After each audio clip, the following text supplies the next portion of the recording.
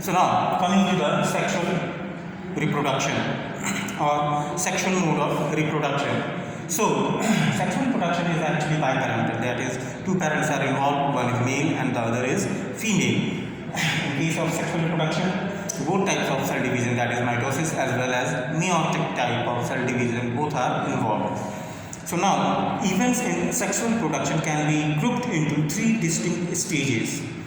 Or we can say that there are three stages. First stage includes gameto or we can say pre-fertilization stage.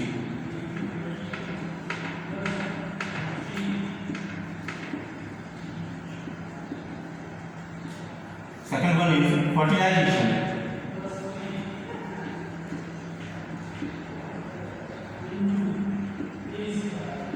And the third one is post-fertilization events.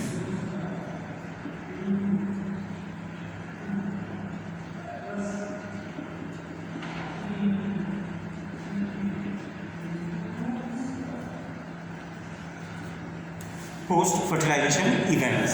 So in case of pre-fertilization event, that is first stage or first event, mainly there is two main things happening. First one is gametogenesis, that is process of formation of gametes, and the second is the transfer of gametes, so that both the gametes can fuse with each other and it may proceed to fertilization stage.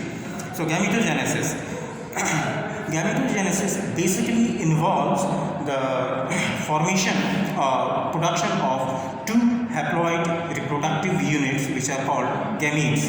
The formation of male gamete or male reproductive unit is called spermatogenesis, and the process of formation of female gamete is called oogenesis. So here two main things are happening. First one is spermatogenesis,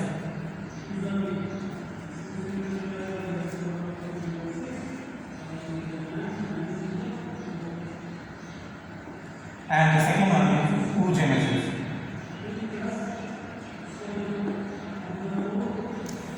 So when male and the female gamete are similar in appearance and it is not possible to differentiate them, then they are called homogametes or isogametes. But when they are of different sizes and we can easily distinguish both these gametes, then it is called heterogametes. So homogametes and heterogametes. Homogametes means similar gametes. Both the male and female gametes are similar in size or their behavior. And the second one, when they differ in sizes, that condition is called heterogamete or heterogamy.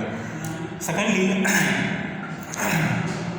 generally in case of gametes, the male gamete is motile while the female gamete is stationary, that is, it does not show any movement. Among the heterogametes, the male reproductive unit is called antherozoids in case of plants or sperms in case of animals, while the female reproductive gamete is called egg or ovum.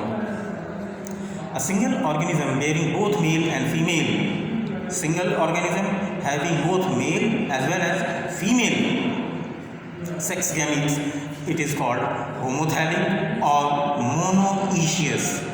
Homothallic or monoecious, that is both the male and female reproductive organs are present in the single organism.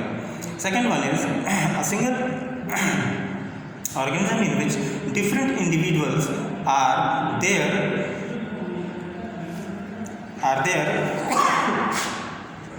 then it is called heterogamete or dioecious. For example, papaya plant or in case of humans. The unisexual male flower bearing stamens are called staminate flowers, while the unisexual female flower bearing plants are called pistillate flowers.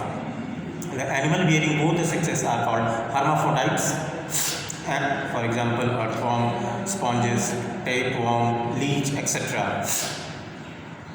Now the cell division during the gamete formation. Gametes are always haploid, that is they are produced after the meiotic type of cell division.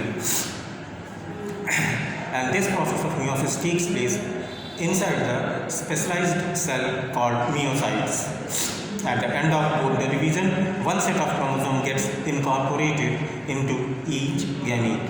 Now we come to the second phase or stage of pre-fertilization event, that is gamete transfer.